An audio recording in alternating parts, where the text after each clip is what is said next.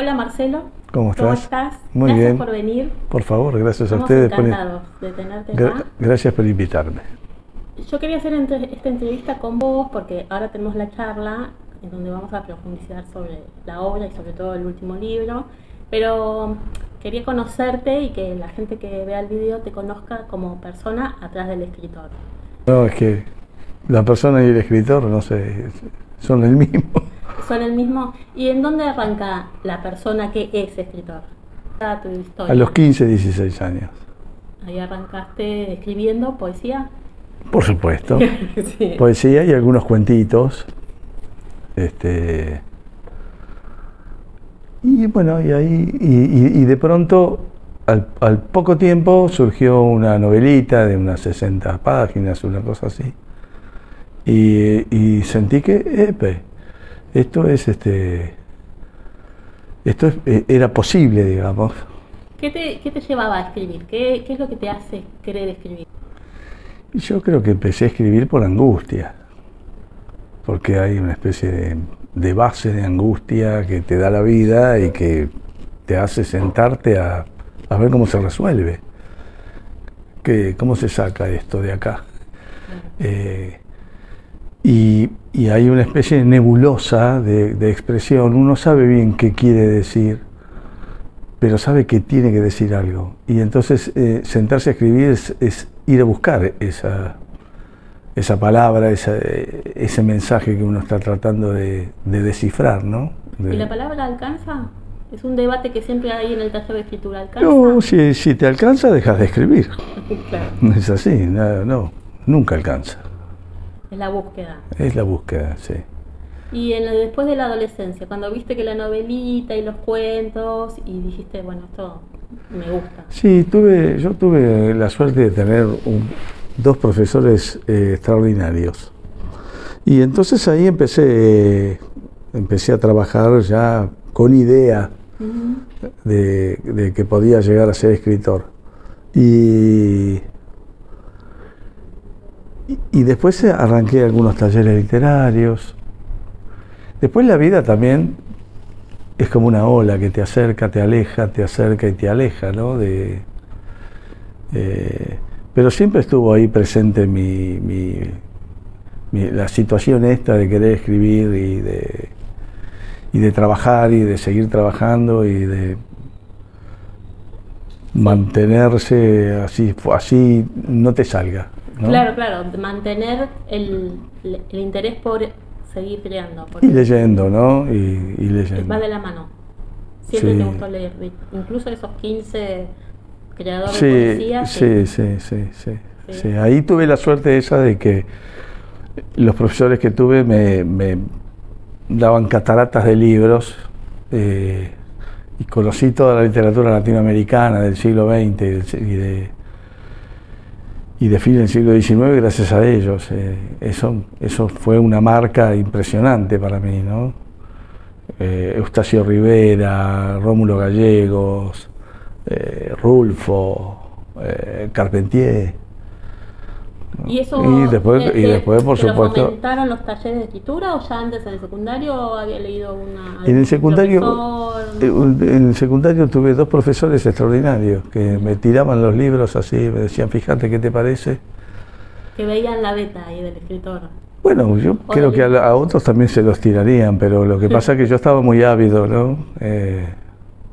Es un refugio la lectura también, ¿no? Y la lectura es un refugio y es un consuelo, además es un lugar de enorme placer. Sí.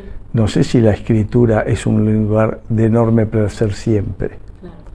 Tiene momentos maravillosos y momentos de trabajo pero la lectura es un lugar de placer casi absoluto. Claro, tal cual.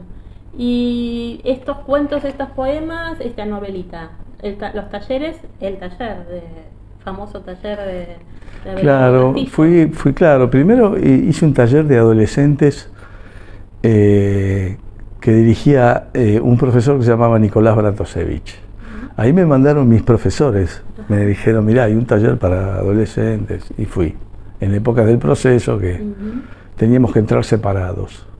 Todos entrábamos Era en un... Era un departamento, no, era un departamento privado, pero en épocas del proceso. Bueno, después fui al taller de Roger Pla, otro escritor al que quise muchísimo. Y cuando Pla murió, quedé un poquito en banda, un poco huérfano. Y entonces me arrimé al taller de Abelardo Castillo. Es toda una experiencia. Fue toda una experiencia. Fue toda una experiencia, sí. Muy diferente a los maestros que habías tenido. Sí. Bueno, pero por la personalidad también. Abelardo era un salvaje, claro. Era un buen salvaje, pero era salvaje. Claro. Pero era salvaje en todo sentido, también en su pasión, ¿no? En su pasión por la literatura y por la verdad de lo que tenías que decir. Y eso ha sido realmente muy formador. Sí. Y de ahí, el camino a Brühl, ¿cómo fue? Primero los cuentos. Sí, bueno, escribí un libro de cuentos, ahí estaba en el taller de Abelardo, pero después ya es como que no estaba yendo y Brühl salió después de 4 años, gracias también a Abelardo, en el sentido de que Abelardo se dio cuenta de algo que yo no me había dado del todo cuenta, ¿no? Que era por dónde tenía que ir. Y me dijo, tenés que conocer a Fernando García Curten, que es un escultor monumental de San Pedro. Y me llevó a conocerlo y me cambió la vida. Fue tal la impresión que tuve que empecé a imaginar esculturas como las de Fernando García Curten, no me preguntes por qué, semisumergidas en el delta. Eso me quedó dando vueltas, hasta que finalmente, después de 4 años... Fue ese proceso de visualización, le digo yo, ¿no? Porque uno va y se le aparece la imagen y la va como amasando antes de bajarla. ¿Sos del que primero piensa y después escribe, o sos de ponerte y escribir y después corregir? No escribo mucho, pero a veces cuando en realidad la mayor parte de lo que escribo no entiendo bien hacia dónde voy. Escribo para ver a dónde tengo que ir. Ah, ok. Porque está la brújula, el mapa... Sí, bueno, es como dice Javier María, ¿no? Que es navegar de noche pero con brújula. Claro. Uno tiene una noción de hacia dónde va, lo que no sabe es cómo va ahí. Y existe esta noción de que uno, lo hablamos alguna vez en algún taller con Liliana, que es una escritora que no me acuerdo el nombre, Díaz Mindor.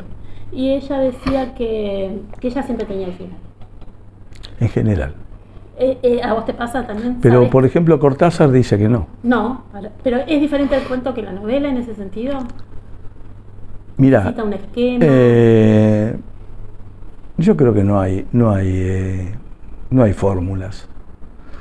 Pero en general uno tiene, aunque sea vagamente, la idea de por dónde va a estar el final. A lo mejor no tenés las palabras, pero yo, por ejemplo, con Los años perdidos sabía cómo terminaba. Y con Negro el dolor también. No tenía las palabras, pero sabía a dónde iba a parar. Sí. El concepto del final, donde iba a terminar el personaje o la historia. Sí.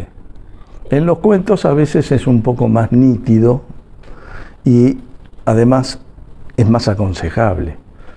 Porque como el cuento es, como decía Quiroga, ¿no? Es una novela depurada de ripios, en el cuento necesitas mucha síntesis. Claro. Entonces, si tenés la idea más bien clara de a dónde vas a ir a parar, eso te permite que no haya distracciones, digamos. ¿Y ahí qué pasó? ¿A dónde? Con Brühl. ¿La publicás? ¿La mandás a concurso? No, sale a concurso. La primera versión de Brühl ganó el premio Fortabat de novela. Después la seguí trabajando, no se llamaba Brühl cuando ganó ese premio. ¿Cómo se llamaba? se llamaba Las aguas del Aquilón, que es, tiene que ver con el epígrafe que tiene al principio. Y bueno, después seguí trabajándola, después fue finalista del premio Planeta de Argentina y después ganó el premio municipal de novela de Ciudad de Buenos Aires. ¿Y eso cómo lo tomaste? Dijiste, bueno, es el camino, está bien que haga esto me gusta y me sale bien. ¿Es una reafirmación? La verdad es que uno siempre es un aprendiz. Es una confirmación, es una gran satisfacción y es una confirmación para todos los demás, que te ven medio inútil para todo y que bueno, no será alguien que va a hacer dinero, pero evidentemente esto lo está haciendo razonablemente bien y entonces se quedan un poco más tranquilos. ¿Y de ahí? No, un impacto. ¿No? De ahí trabajé Negro el Dolor, la trabajé. Mira, a mí la novela de Félix, del Negro, se me ocurrió una semana después de terminar el primer borrador de Brul.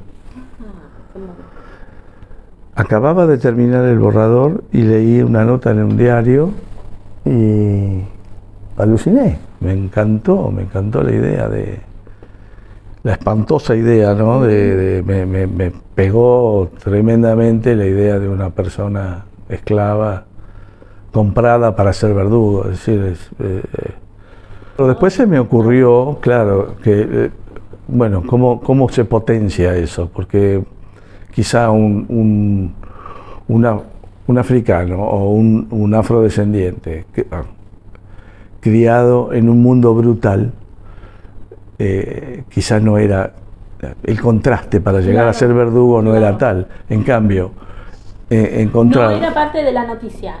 No, eso fue la idea que a mí me prendió, fue, bueno, y si ponemos a una persona negra, por supuesto, pero lo criamos como un blanco, con todos los beneficios de una gran educación, de una educación humanística, y después lo ponemos ahí en ese brete. El contraste era notable, digamos, ¿no? Porque el sufrimiento interno sí, y además porque en el libro no le ves el color, entonces salvo por la tapa. Salvo por la tapa, pero digamos que no... la gente puede a lo mejor identificarse con mayor facilidad. Claro, sí. Tenés como... En un país como el nuestro, donde está invisibilizado todo el tema ¿no?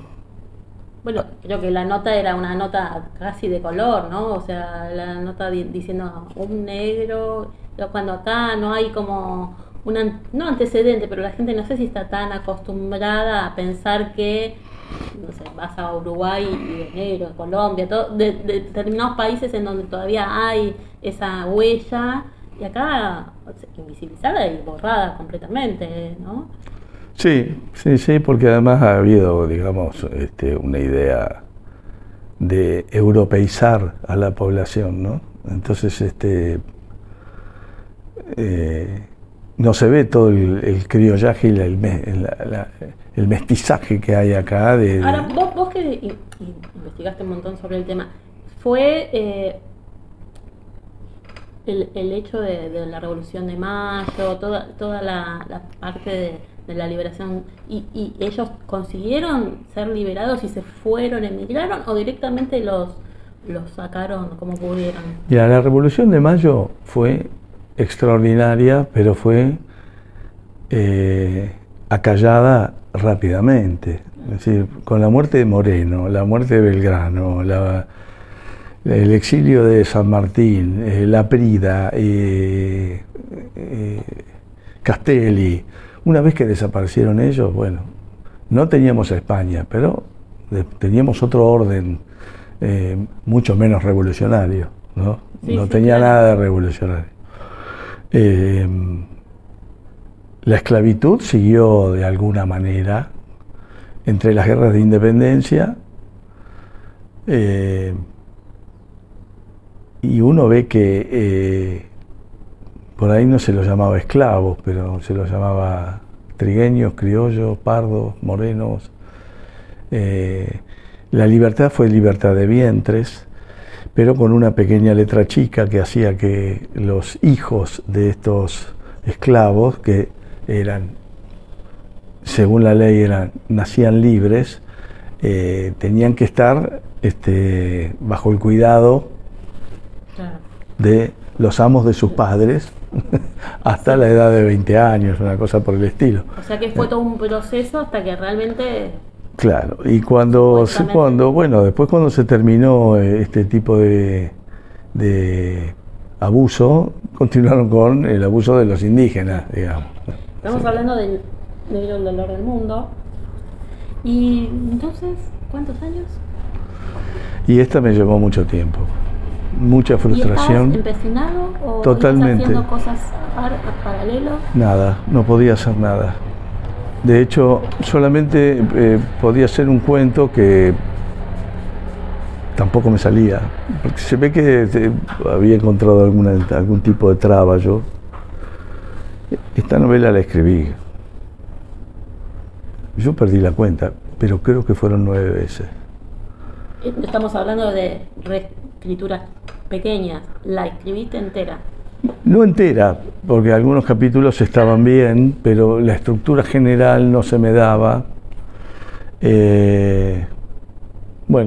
Vivía desconforme todo el tiempo, pero lo que sentía era que si no podía escribir esto no valía la pena escribir ninguna otra cosa. ¿Te habías empecinado? Estaba absolutamente empecinado. Entonces, cuando me desanimaba decía, me dedico a trabajar y a otras cosas, porque esto no es para mí. Pero al poco tiempo la novela seguía dando vueltas, la idea seguía dando vueltas, el deseo se recargaba, y entonces otra vez, así empecinadamente, me sentaba y armaba. No la podías largar, pero tampoco te podía largar a vos, que es lo que suele pasar con no había personajes que te invaden, ¿no? De las situaciones de la novela, como... Sí. Es bastante tortuoso, sí, de cierta forma. Estás ahí, te cuesta mucho salir de ahí. Y en cada reescritura, estas 9 veces, 8, 9 veces, ¿hay alguien que le da una mirada? Sí, tuve algunas víctimas. ¿Sí? Sí, tuve algunas víctimas. Mi esposa, Susana, pobrecita, la ha padecido junto conmigo, como todos. Y después algunos amigos escritores de los cuales abusé bastante.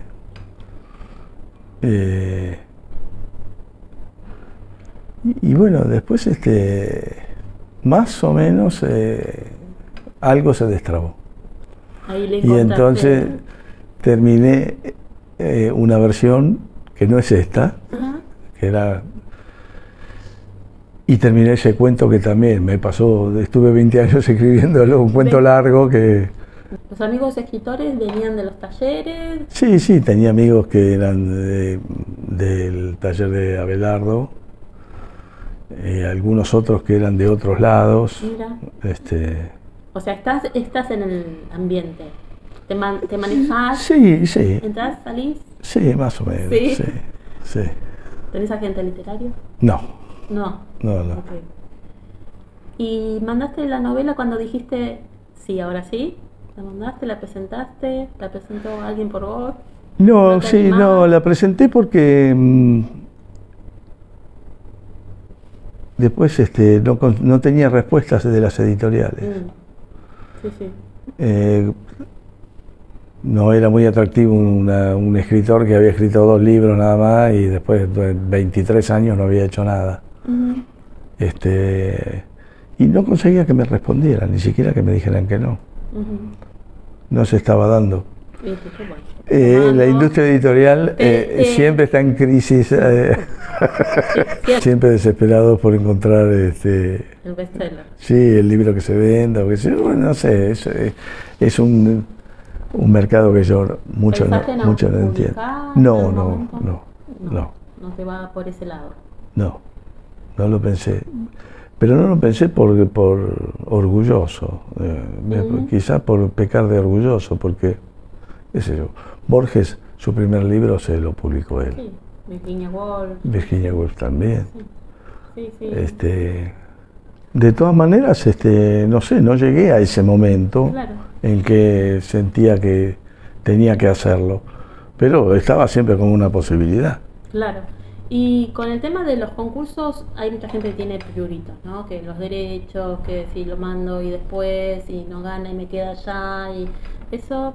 No pasa nada con eso. No, se respeta. Nadie tiene gran interés en una obra inédita de un desconocido. Claro. Es así. ¿Y cuando te avisaron, cómo es el proceso? ¿Te avisan? ¿Te llaman? En el Clarín no. Okay. En el Clarín te dicen que tenés que estar. Te avisan que sos finalista. Bien. Y te enterás en el momento.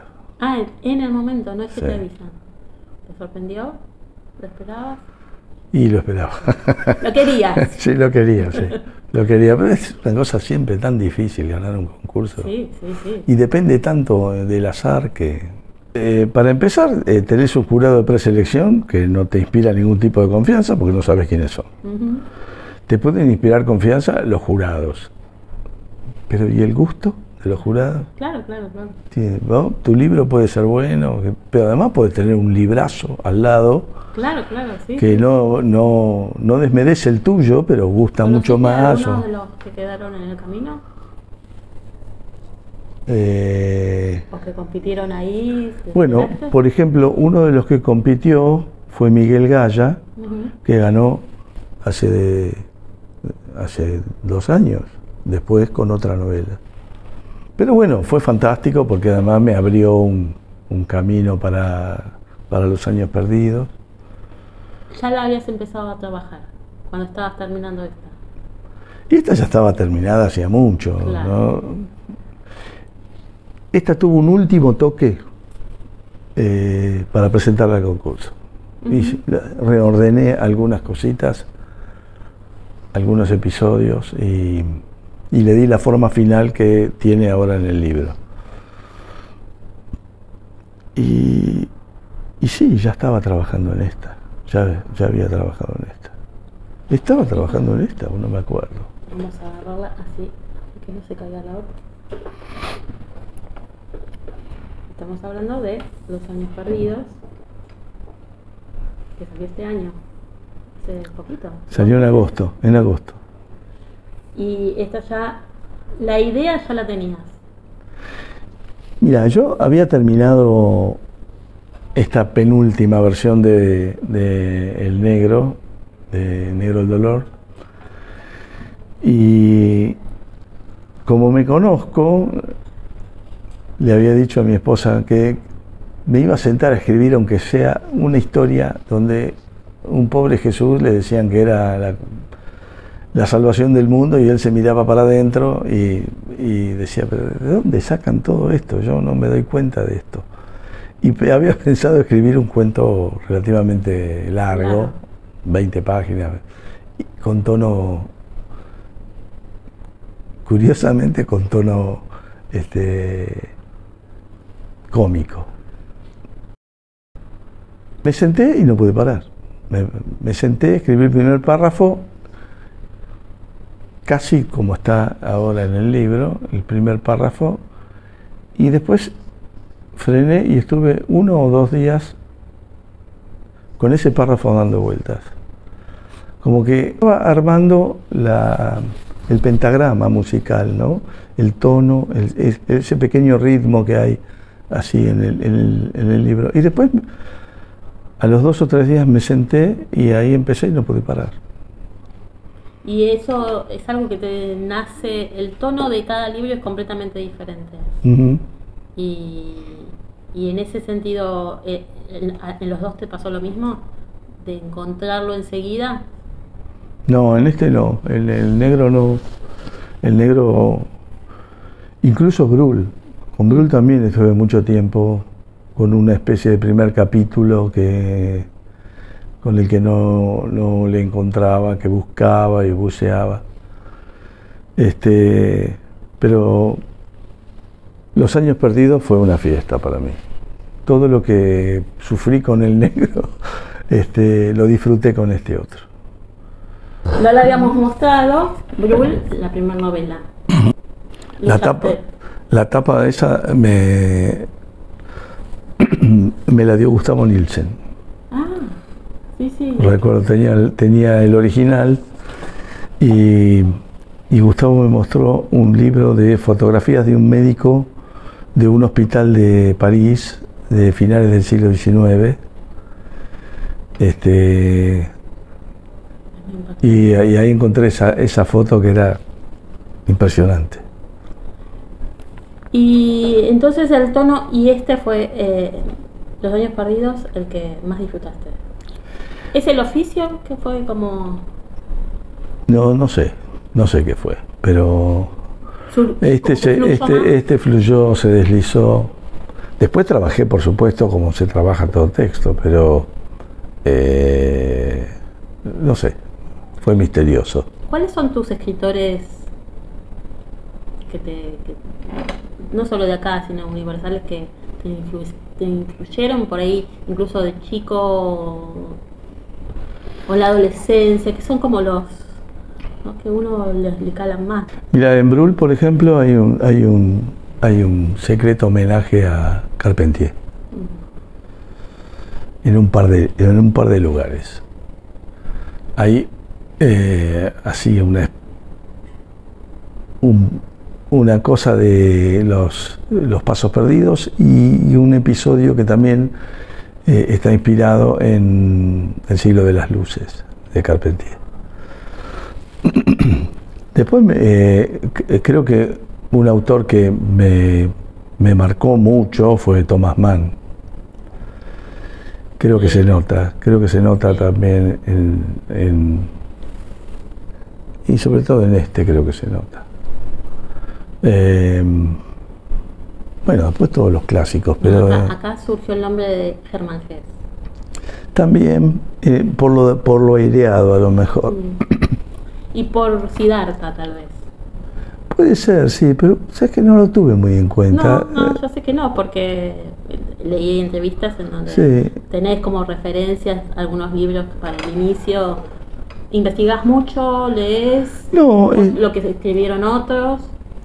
Bueno, eso sí, siempre me gustaron las novelas como la de Saramago y Kazantzakis. Hablando de tono, otro tono completamente diferente. Sí, exactamente, sí. Y siempre me gustó la figura de Jesús, es una cosa realmente insoslayable, ¿no? Y siempre me gustó también la idea de la construcción del cristianismo, cómo el cristianismo se construye a partir de la muerte de Jesús, porque digamos, la vida de Jesús no era cristiana, era Cristo, era Jesús, digamos, sí. No era Cristo. Tal cual. Siempre me pareció notable que la invención del mito, digamos, la creación de ese mito, ocurriera en tiempos históricos, es decir, pudiéramos asistir históricamente a cómo se creaba el mito, cosa que no sucedió ni con Egipto, ni con Roma, ni con Grecia. Eso siempre me llamó mucho la atención y siempre estuve leyendo. Hay un libro notable que se llama El Reino, de Carrer. Ajá, Manuel Carrer. De Manuel Carrer, donde habla de una especie de rarísima conversión al cristianismo de su parte y sigue la vida de San Pablo. Es extraordinario el libro. El mito de Jesús tiene esta cosa la historia, ¿no? De que uno, de este hombre común y corriente, que como José, que de golpe tiene que asumir este mandato Y hasta ahora, si no fuera por esto, es como, siempre fue así, siempre fue santo, hizo milagros. Claro, entonces, bueno, es como... eso es precisamente lo que, con lo que yo, digamos, lo que hace diferir esta novela con el resto con la cristología aceptada. Claro.